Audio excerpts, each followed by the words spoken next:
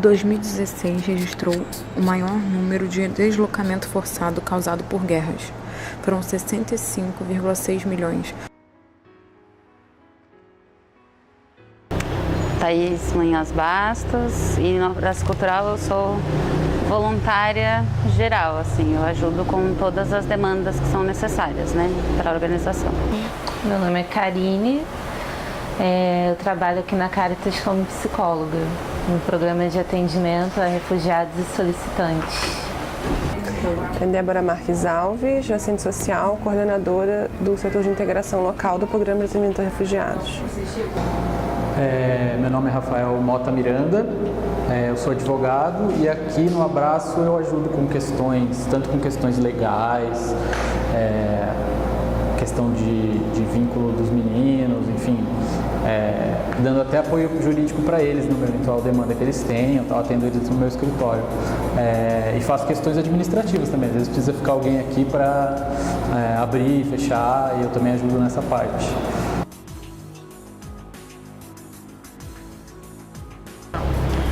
Daqui do Rio de Janeiro faz 1 ano e meio que eu sou voluntária aqui, mas eu era aluna do Abraço Cultural de São Paulo antes de me mudar para o Rio de Janeiro.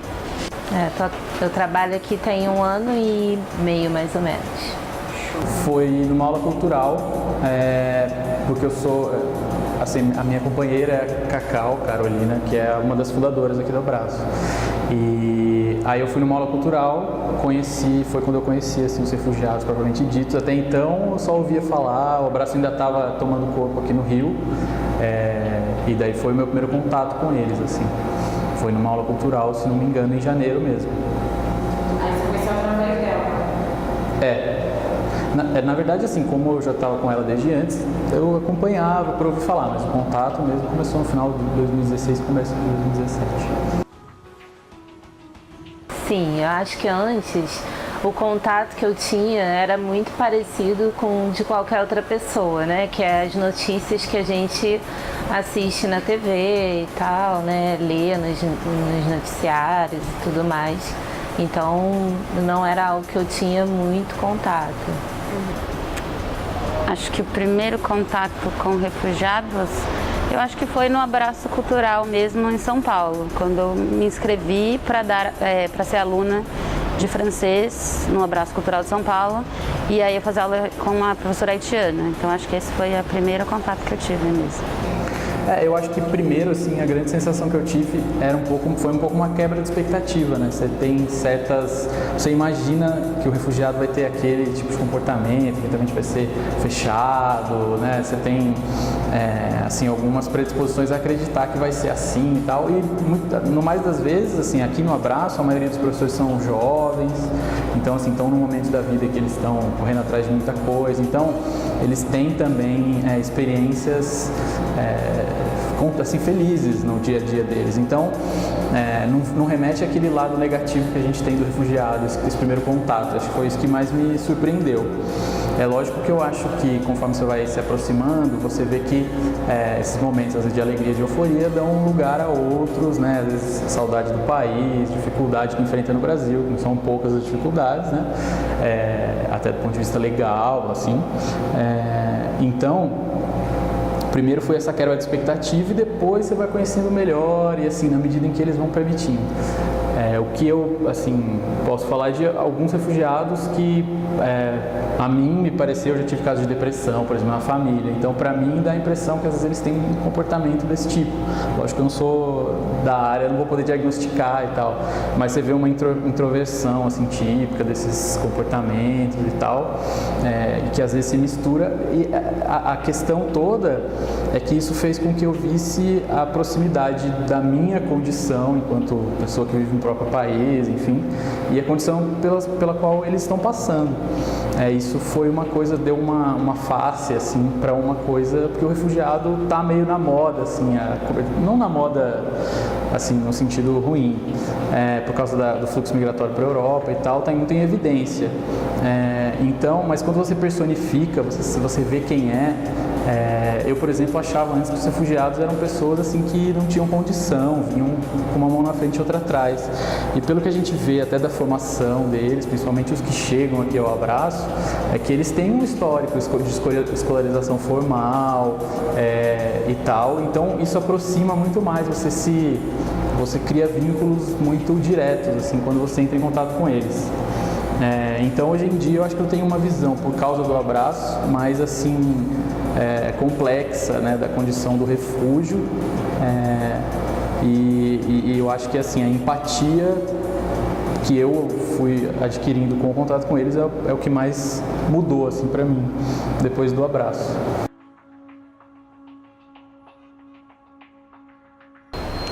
Bom, o Abraço é uma organização que capacita refugiados para ensinar idiomas, ou seu idioma nativo ou algum segundo idioma da pessoa. Então, essas pessoas que estão no Brasil com status de refugiado, eles passam por processo de seleção, são treinados, né, capacitados, e aí dão aulas tanto do idioma o idioma que eles ensinam, tanto quanto dão aulas culturais, compartilhando um pouco da sua cultura, costumes do seu país, ou a questão histórica, política. Todos esses temas são abordados nas aulas culturais e também durante as aulas.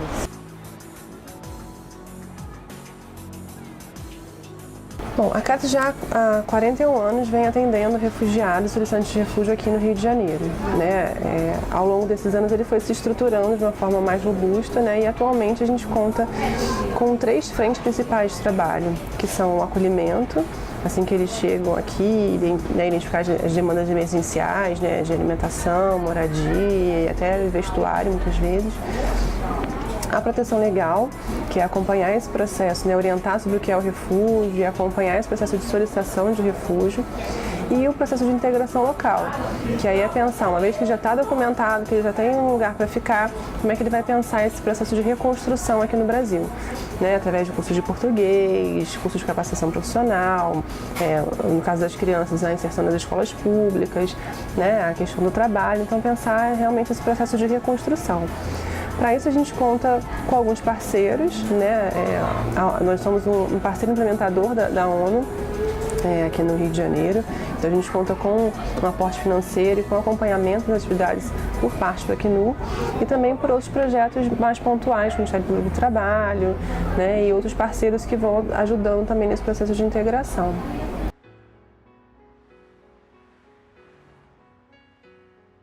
Na verdade foi muito bom, assim, foi uma surpresa muito boa, porque a professora até hoje é minha amiga, né? Nem tenho mais aula com ela, mas ela era uma pessoa maravilhosa, a gente gostou muito, toda a minha turma gostou muito dela, o nome dela era Genevieve, e ela era uma pessoa muito simpática, feliz, a gente aprendia bastante com ela, então todas as surpresas foram muito positivas.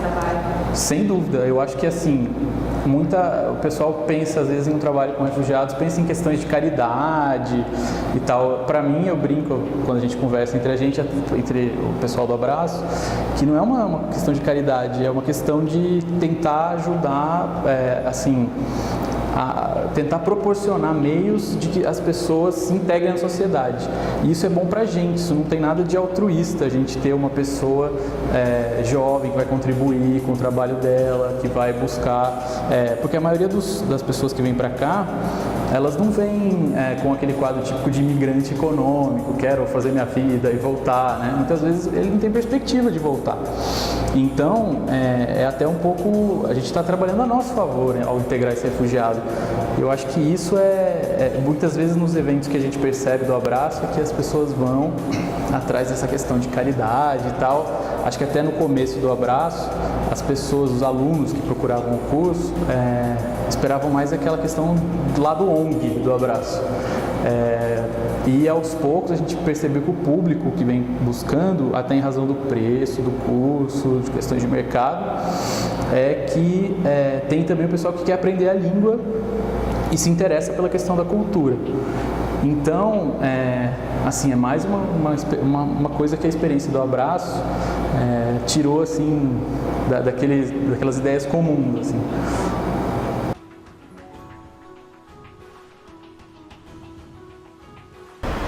E como que é a troca de experiências e culturas com os refugiados? Isso eu acho uma coisa que é bem legal e é o que eu mais gosto de trabalhar no Abraço, né? Porque a maioria dos professores agora são meus amigos. A gente sai, a gente compartilha as coisas mesmo, né? Não é só no ambiente de trabalho. Então, é uma troca bem intensa, tanto com os professores de espanhol, que eu falo espanhol e eles vivem corrigindo no espanhol, me ensinando termos do país deles, Venezuela, que eu não conheço. E a gente sai para dançar salsa, eles me ensinam a dançar salsa. Os professores de árabe também, que eu faço aula de árabe no Abraço, eles também são meus amigos, então a gente sempre aprende coisas sobre a cultura, a música, comida, a gente cozinha comida árabe juntos, fizemos uma festa já que eles cozinharam, a gente também, então é bem intensa mesmo essa troca cultural, acaba sendo, e a gente também, né, ensinando as coisas dos costumes do Brasil, a gente dá muita risada das diferenças também. Nem sempre eu faço esse primeiro contato, né? Então, às vezes esse contato inicial acontece com outras pessoas, né? Outra parte da equipe, que são as assistentes sociais, os advogados, que fazem as primeiras entrevistas, né? Então, antes deles chegarem para o atendimento comigo, né? Geralmente eles já passaram pelo atendimento com algum outro profissional. Né? E às vezes acontece de já nesse primeiro atendimento esse profissional identificar que aquela pessoa tem alguma questão que ela precisa de um outro tipo de suporte, né? Para além desse mais emergencial, que é a documentação, e ver quais são as questões que ela tem mais urgentes, tipo moradia, né? Se tem condição de se alimentar, de se manter, por quanto tempo, né? Isso tudo acontece nas entrevistas sociais. Né? E aí, depois que esse profissional identifica essa demanda ali, eles são encaminhados para atendimento comigo. E as condições são diversas, assim, tem pessoas que chegam muito fragilizadas, chorando muito, né? Enfim, pela história que elas contam, do motivo pelo qual trouxe elas para cá. E outras não necessariamente tem a ver com o trajeto, mas tem a ver às vezes com parte da família que ela quer que venha para cá também, e aí tem essa perda, né? Tem essa separação, e aí essas pessoas ficam mais fragilizadas por conta disso. E outras apresentam questões muito do cotidiano aqui, que são parecidas com as nossas questões também, né? Que tem a ver com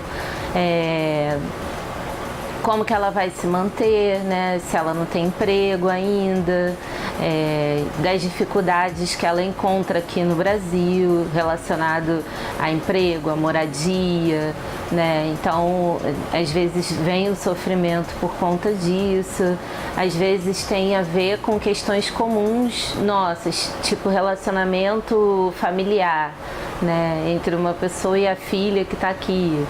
Né? Ou entre uma mulher e o marido, relacionamento familiar, né? Alguma questão de relacionamento que está aparecendo aqui, né? E às vezes não necessariamente surge por causa da questão do refúgio, às vezes era uma questão que já estava lá, né, acontecendo quando eles estavam no país deles, e aí eles chegam aqui, como tem a oferta do serviço, eles vêm procurar ajuda.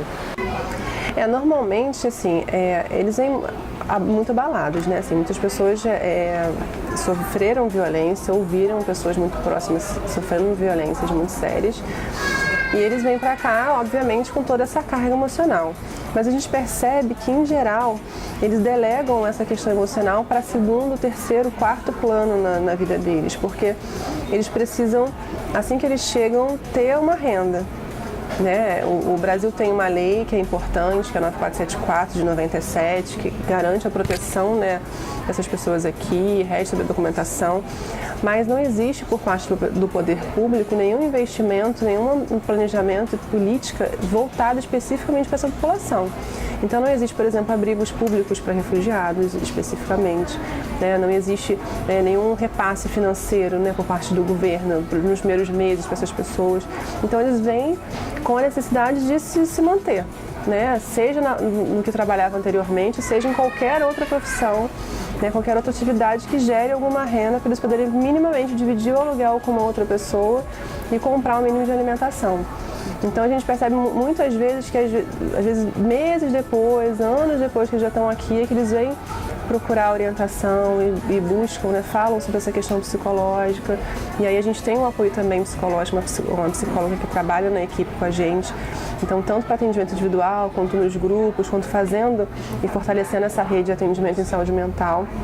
Mas a gente percebe que até enquanto essa questão de saúde mental não interfere diretamente no processo de geração de renda, ele não fica em primeiro plano, né? Então, tem algumas situações, claro, que são mais sérias, e aí, se você não der essa atenção em saúde mental, você não consegue caminhar nesse processo de integração, e aí a gente percebe que isso vem em primeiro plano, mas, em geral, isso não é o primeiro momento, a primeira preocupação deles, né?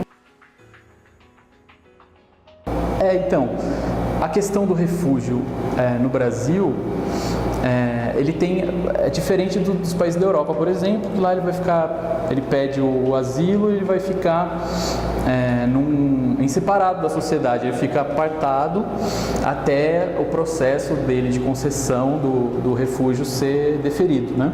Ou então ele é mandado embora de volta.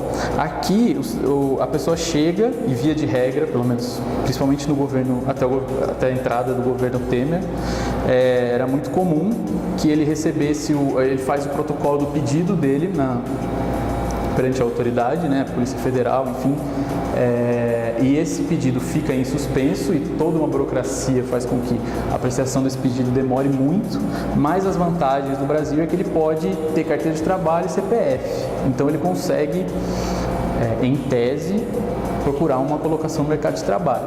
O solicitante de refúgio tem direito a ter 3 documentos principais, que são o protocolo, que é emitido pela Polícia Federal, que no momento ele vai dar entrada no pedido de refúgio na Polícia Federal, ele já recebe esse documento, então é imediato, ele tem validade de 1 ano. E com esse documento ele pode ir à Receita Federal e solicitar o CPF, e uma semana depois já pode solicitar a carteira de trabalho. Então, se tudo correr bem, tudo estiver certo, em 15 dias eles estão com esses 3 documentos que garantem que eles tenham acesso a todas as políticas públicas. Na América Latina são 336.812 refugiados e 43.242 solicitantes de refúgio. No Rio de Janeiro, são 4.341 refugiados e 2.948 solicitantes de refúgio, totalizando 7.289 indivíduos. Por outro lado, o que a gente vê é que esses refugiados, eles têm formação, muitas vezes nível superior, e não conseguem ter aqui reconhecidos os diplomas, então eles não conseguem ter acesso aqui às mesmas oportunidades que eles teriam no país dele. Então, é uma outra dificuldade que eles enfrentam. E eu acho que é um processo muito demorado, é um processo que você não tem muita certeza de que você ao final vai obter o reconhecimento do status de refúgio e você já ficou muito tempo aqui, então tudo aquilo que você construiu de repente pode ser tirado de você.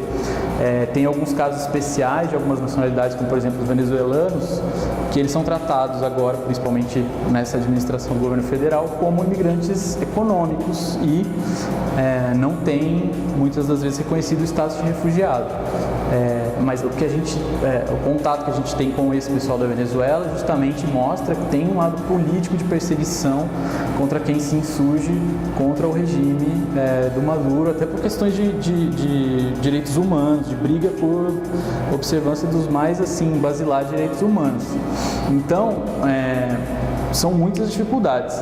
E essas são dificuldades burocráticas, vamos dizer assim, mas as dificuldades materiais são justamente ele não conhece ninguém, na maioria das vezes, ou então conhece uma pessoa distante que não vai conseguir ajudar ele do modo apropriado e ele não consegue uma colocação no mercado de trabalho. Então, o que o Abraço vem fazer é justamente atender a essa possibilidade.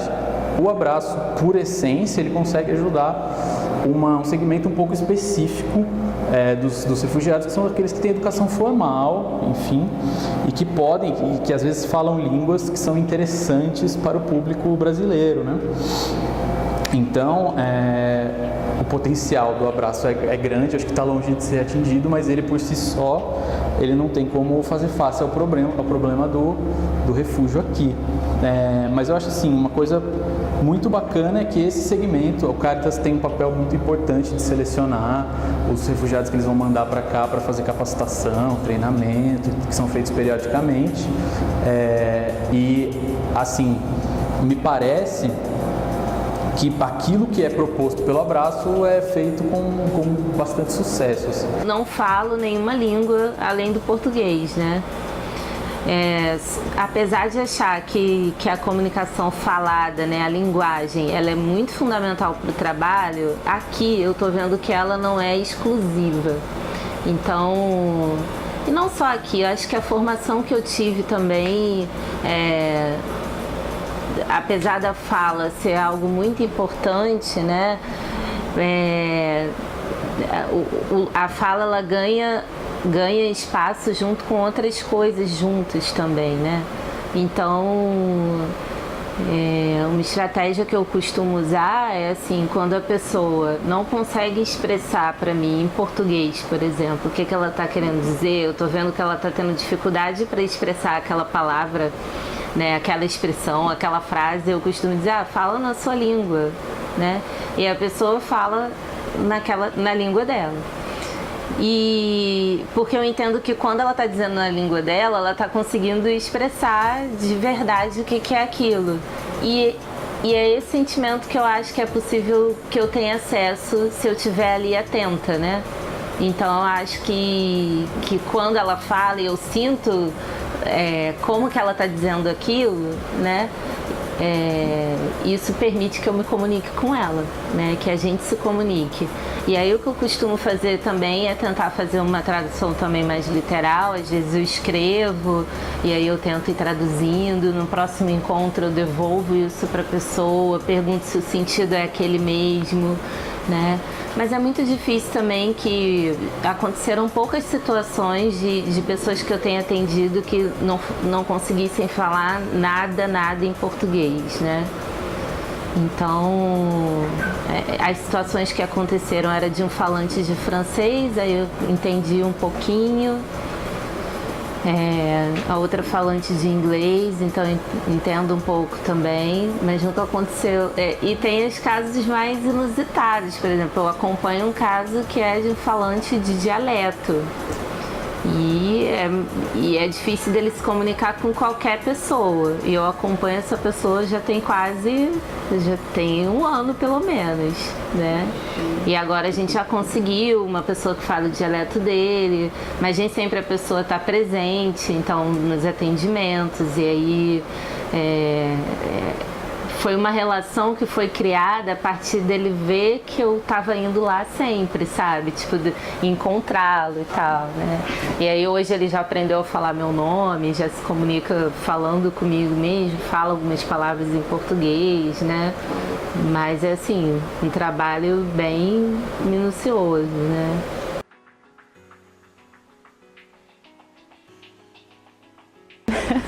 Eu não sei se eu fico confortável em compartilhar, mas Você pode não falar o nome. sim, é que são histórias muito pessoais, né? Mas teve uma pessoa que eu conheci aqui através de amigos aqui dos professores do Abraço, que ele ficou, por exemplo, 6 meses preso em El Salvador, né? Tentando mudar de país.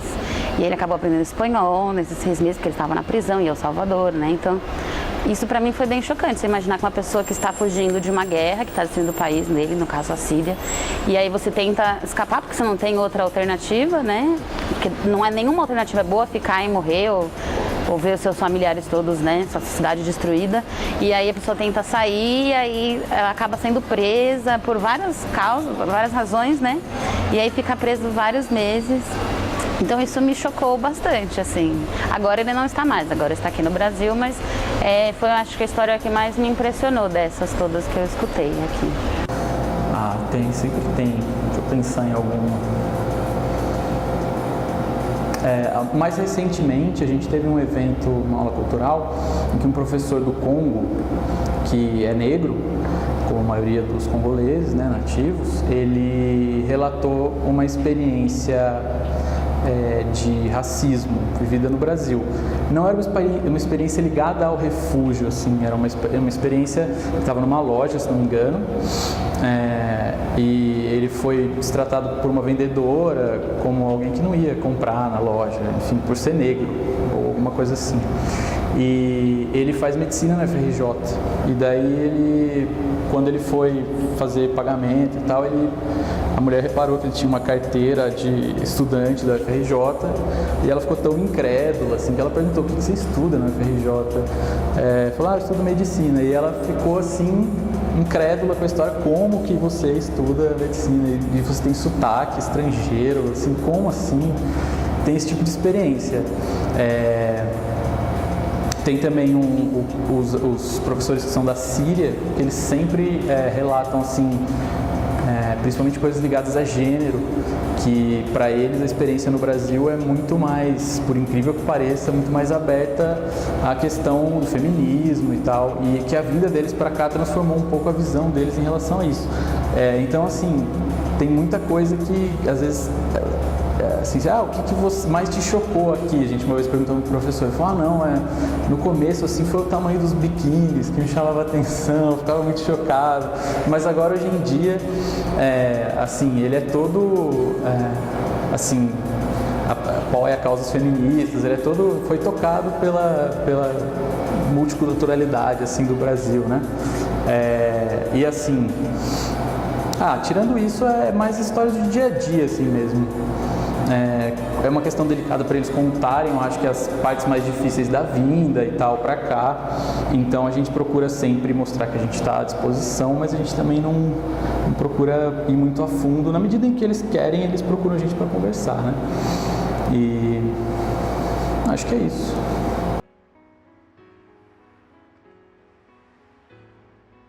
Eu acho que tem um lado, assim, pessoal mesmo. Me sinto bem ao ter contato com essas pessoas. Às vezes você redimensiona problemas da sua própria vida mesmo, da sua própria condição. E assim, o vínculo que você forma com essas pessoas é de uma amizade assim, muito natural, porque eles reconhecem em você, voluntário, uma pessoa que está querendo ajudar eles a resolver um problema que eles têm. Então, é uma situação em que você forma vínculos muito bacanas, assim, o lado pessoal, assim, da amizade e tal, vem muito naturalmente nesse tipo de contexto. E eu acho assim que são poucos os contextos em que a gente passa por algo desse tipo, se não for uma questão ligada ao voluntariado e tal. Então, o que me move justamente é isso, além de achar um projeto bacana, que também tem um lado econômico viável, a gente não depende de dinheiro de instituições governamentais ou não governamentais, né? É um projeto que a ideia é que se banque. É claro que a gente conta com a solidariedade de muita gente, mas assim, é um projeto que não é deficitário na origem, na ideia. Então, eu acho que justamente por acreditar que uma sociedade plural, uma sociedade que inclui o que vem de fora e não faz o contrário, poder fazer parte de uma instituição que promove esse tipo de coisa é legal para mim, enquanto pessoa e enquanto cidadão, né? Entendeu? O que me move... Olha, eu acho esse trabalho muito encantador, porque parece que eu achei um espaço em que a psicologia pode ser experimentada em toda a sua potência. A sensação que eu tenho é essa, né? É um trabalho que é realizado no campo dos direitos humanos, mas eu sinto que é atravessado por diferentes questões. Então, eu tinha uma trajetória dentro da saúde, né? Os espaços que eu tinha trabalhado anteriormente eram na saúde e tinha todo o encantamento pela política de saúde, né? Investia, desejava, assim, no sentido de... E acho que na minha prática eu faço isso, né, de lutar por um serviço de saúde público, de qualidade e tudo mais. E aí eu vinha fazendo uma trajetória mais nesse sentido.